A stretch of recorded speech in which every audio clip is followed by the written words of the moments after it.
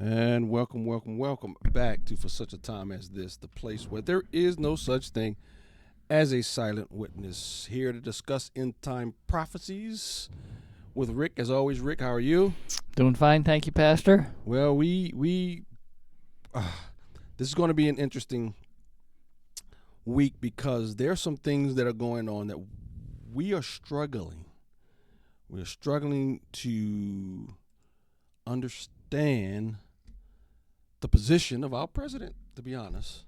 But we'll look at it. And then at the end, we're going to look at the Antichrist in the book of Revelation, chapter 13, how he rises to power, it seems, through a fake a resurrection. We'll look at it. But before we start, here's the first update from the Middle East. Here we go.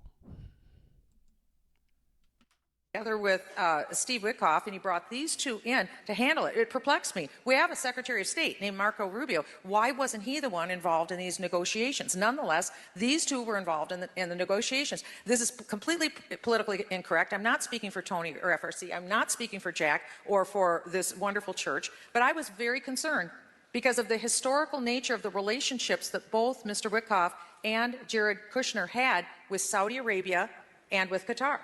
Because Qatar is the number one funder of terrorism in the world. The number one nation state of terrorism in the world is Iran. So they're twin nations that are twin partners in terror. Iran is the chief sponsor of terrorism. Qatar is the chief funder. You need to know this about Qatar. Qatar is only 330,000 people. That's it. It's the size of Pittsburgh. That's Qatar. They have 2 million slaves that work for them. They take their passports away from them, but it's only 330,000 people. So why are they such smarty pants? Qatar. It's because they have money. They control 14% of the natural gas in the world. 330,000 people. These are the richest people in the world in Qatar. Some of the richest. And so one thing that I do know, they believe very strongly in political Islam. And so they are all about advancing, conquering the world for Islam. They're very committed. So they put their money where their mouth is. They're the chief propagandists in the world. So then what happened in the last few months from America? President Trump's first foreign policy trip was to meet with Qatar, with Saudi Arabia. Of the 19 hijackers who took down the Twin Towers and the Pentagon and Flight 93, 17 of the 19 were Saudis. So we're trying to have a relationship with the Saudis and the Qataris and Syria. The self-appointed president of Syria was number 4 on the terror watch list. We were offering $10 million for the scalp of this guy who appointed himself the head of Syria. And when President Trump went over, this terrorist put on a suit, trimmed his beard, changed his clothes, and President Trump's in a photo shaking hands with this guy. Well, Rick, make sense of it. Yeah, it looks like. By the way, we were talking about this. Michelle Bachmann is one of the few politicians that I really trust. I saw her speak in person one time, and I also followed her. She seemed to be very, very solid with a Christian life to boot. But we've talked about this before. Something's wrong with Qatar in that why is Trump so beholden to these guys? What's going on there? Well, they made a peace deal with him, and over the tariffs, they made a big deal financially through the tariffs. They got a $400 million airplane. I don't know, but President Trump likes to be acknowledged. He likes to be stroked, likes to be made feel important, and if you stroke his ego, you're going to get a lot of stuff from him. But when dealing with the peace in the Middle East, Qataris, you're asking the fox to watch the hen house. Exactly. And that doesn't make sense. So he should clean out the Muslim Brotherhood in the United States government, but he won't touch that. You won't see that happening. He won't do that. Wow, that is. But he's all concerned about economics and peace. Another he reason I says. heard that he went to Qatar So is he says. he didn't want China to come in and make deals with Qatar. So he said, I got to go in and make a deal with him so China won't come in. Here's the second one again from Michelle Bachman. Yeah. Here's the second video that boy does raise some eyebrows. Here we go.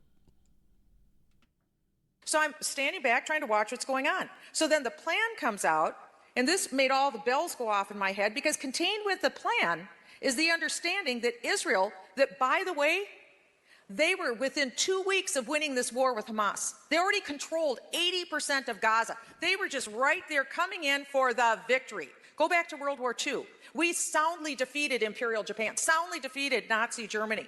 So when that happened, they're clear winner, clear loser.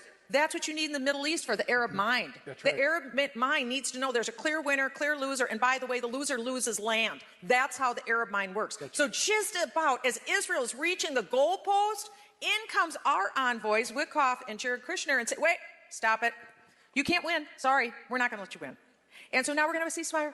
And now we're going to negotiate. And in the negotiation, Israel, you're not getting control over the land. You're not getting it. And by the way, if the Arabs do everything right, there's a hint they might get their own state out of this deal. Judea, Samaria, and maybe Gaza, for their own country. I mean, this is like shocking stuff. Absolute barbarians, murdering, raping barbarians. They're going to get rewarded, and Israel's going to get what? 20 emaciated people back? That's what they're getting out of the deal? 20 emaciated people and dead corpses? That's the deal they're getting after they've lost the lives of 2,500 people in 2 years in this nation, when we saw one miracle from the hand of God after another, week after week after week. You saw the miraculous hand of Almighty God win and defeat Hezbollah, defeat Iran, defeat in Yemen, defeat every enemy on 7 front wars. We watched the Bible play out for the last 2 years. I think she hit the nail on the head there, Pastor. What does that mean, though? I mean, listen, in weeks, if you've seen or heard our podcast, we've been very critical of some of the steps that Trump was doing. But if that's true, they were 2 weeks away from a total Wiping out victory. Hamas. Total victory. And our envoys went over there and said, stop. Rick, there's only one thing I can think of why that happened. Because God didn't want it to happen. He's still got some things going on. He's moving over there and preparing this world, I believe, for Daniel's 70th week. But from a purely strategic human standpoint, what Trump did doesn't make sense. It doesn't make sense. I don't know. I don't know. It's makes you wonder. Makes you wonder. All right, here's the third one. Here we go. The goal, alongside the return of all the hostage casualties, is to disarm Hamas of its weapons and demilitarize Gaza. And we talked about this in a few previous videos, that the demilitarization of Gaza, the disarming of Hamas, is a part of the Trump 20-point plan that is not really clear. Go back and watch that video we made about that, how there's no real plan to disarm Hamas. Just to review, the Americans are giving mixed messages. Some of Trump's advisors are saying that this is supposed to be done by an Arab military that is put together to come into Gaza. Trump implied that it might be done by the Israelis, but then Secretary of State Rubio said that no, it can't be done by the Israelis because that would mean the end of the ceasefire. No one really has a plan for the disarming of Hamas. But Israel is saying, well, on our side of the yellow line, we have full operational freedom, and we are going to destroy the Hamas infrastructure, destroy the tunnels, and eliminate any Hamas operatives who are there who are not supposed to be there. They had their chance to get to the Hamas side of the yellow line. Now that they're here, they are fair game. Now, the U.S. right now is pressing Israel to allow the terrorists in the tunnel to come out of the tunnel and have safe passage to the other side of the yellow line, meaning without getting arrested. Israel is refusing. They're saying no. They had their chance to evacuate. They violated the ceasefire. They killed a few of our soldiers after the ceasefire began. There are still bodies of 7 Israeli hostages that have not been returned, and Israel knows that Hamas knows where at least some of them are. So the Israelis are saying, why should we allow safe passage for these Hamas terrorists who have been they've been in violation of the ceasefire. They killed Israeli soldiers, and Hamas in general is violating the ceasefire. Israel also says that among the terrorists in the tunnel are some of the remaining senior Hamas members. Israel wants to take them into custody or eliminate them as they are responsible for the deaths of Israelis. So Rick, something's off. And now you're starting to get these guys who are following this. They're starting to become, I don't want to say critical, hypercritical of the U.S. administration, how they're handling this. Why? If they've broken the ceasefire, if they're in violation, if they're where they're not supposed to be, why would Trump want to let them go? The reason he wants to let them go because he wants the world to see that Israel's the nice guy, and they're going to accommodate Trump and his peace plan, so the peace plan goes on. Oh my! That's the purpose. So, oh my! But Israel said, "Hey, we're." The story behind this is behind the yellow line. Gaza was divided in half. And Israel had to, according to the peace treaty, had to move all their forces behind the yellow line. Mm-hmm. So they can, if Hamas comes there, Hamas was told to get out, get away, but they're in their tunnels, they're popping up, they're shooting soldiers. Well, anyway, about 200 of these Hamas leaders are trapped in this tunnel because they were past the yellow line, some sort of way. Israel collapsed the tunnel so they can't go back? Is that what it is? It had collapsed because of the bombings and everything. Gotcha. So they're trapped, and Hamas wants them out. And Trump says, "Would you just help them out and just hold their hand? No, and we're gonna help them out. Take them across. Yeah, we'll help them out. Yeah, we'll send them to paradise. We'll help them to paradise. What is? You know what? What is Trump doing?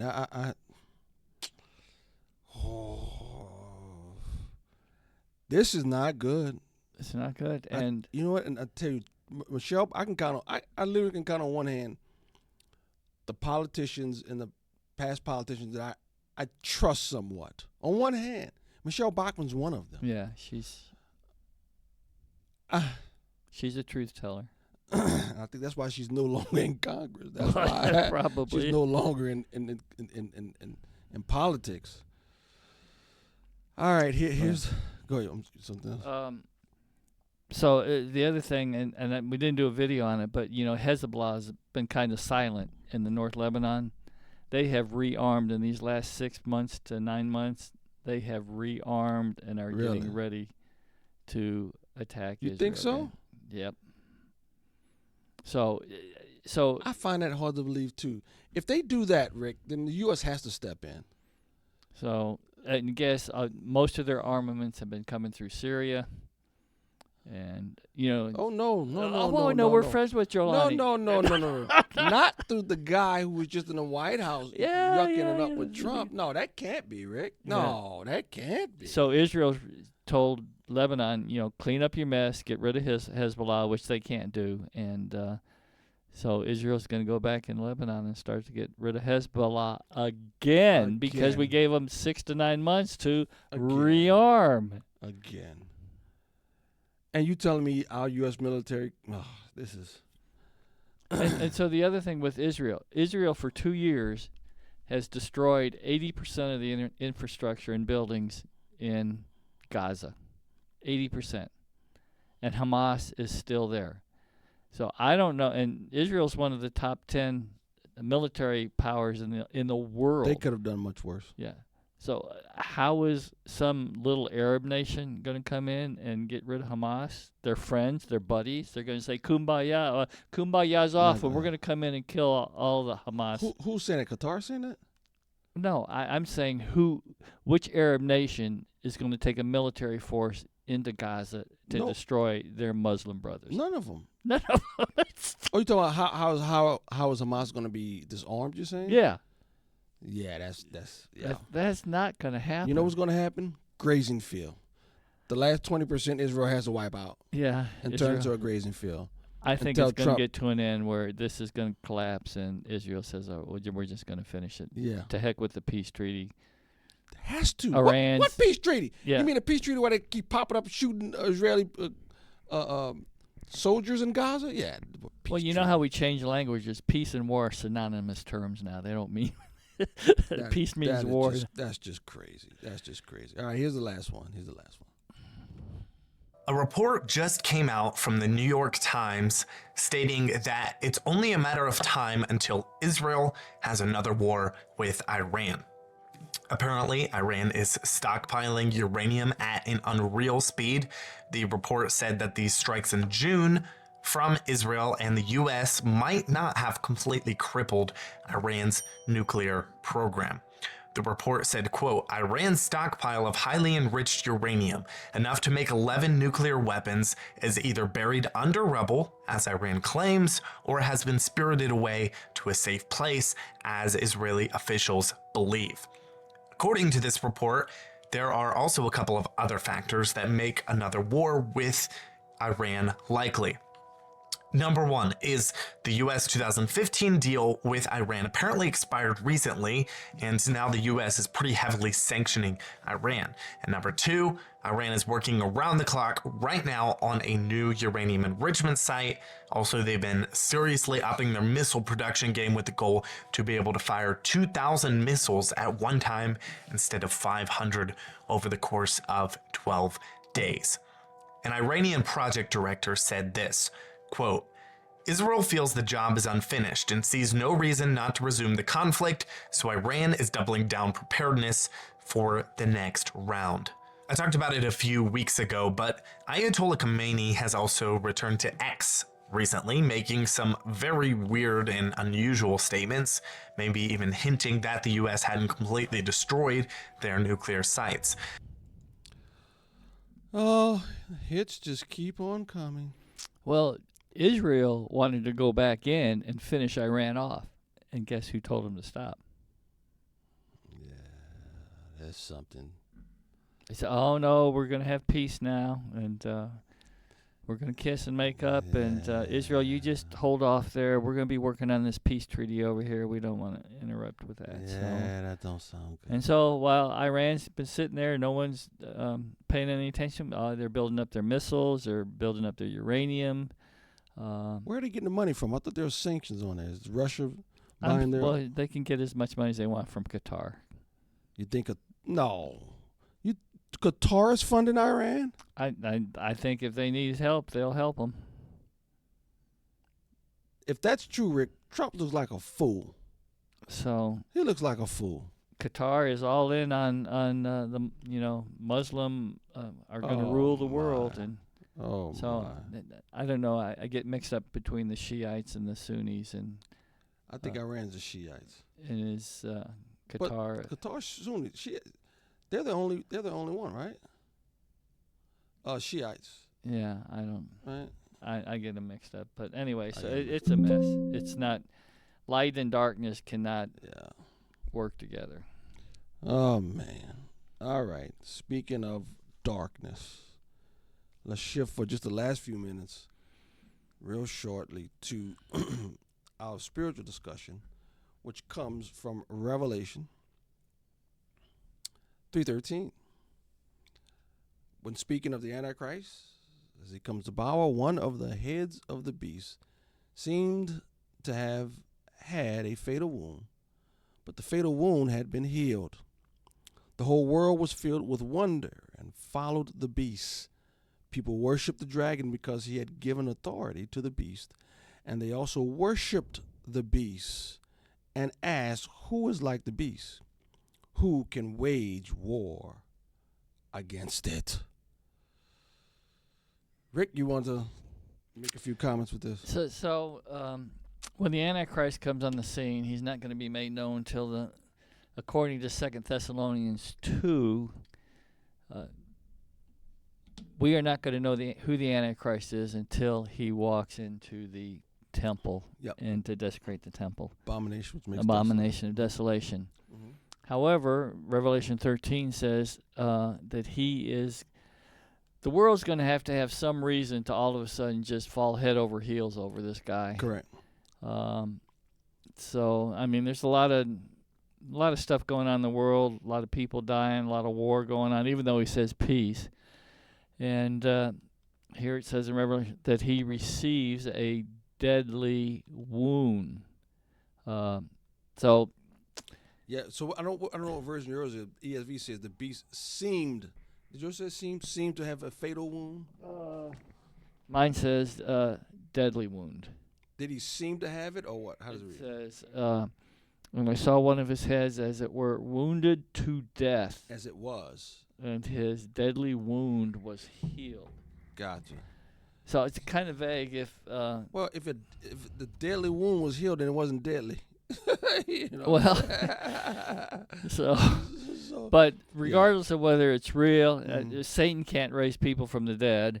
Correct. I don't think so. But the whole scenario here, it's going to be a scenario where it appears that the Antichrist has been raised from the dead. Correct. And then he says, "Now I'm God." Correct. And he walks in the temple and says, "Fake resurrection." Yeah, fake resurrection. So I'm God. Correct. Now worship me. The whole world was filled with wonder. Wonder. So the whole world saw and followed this. So yeah.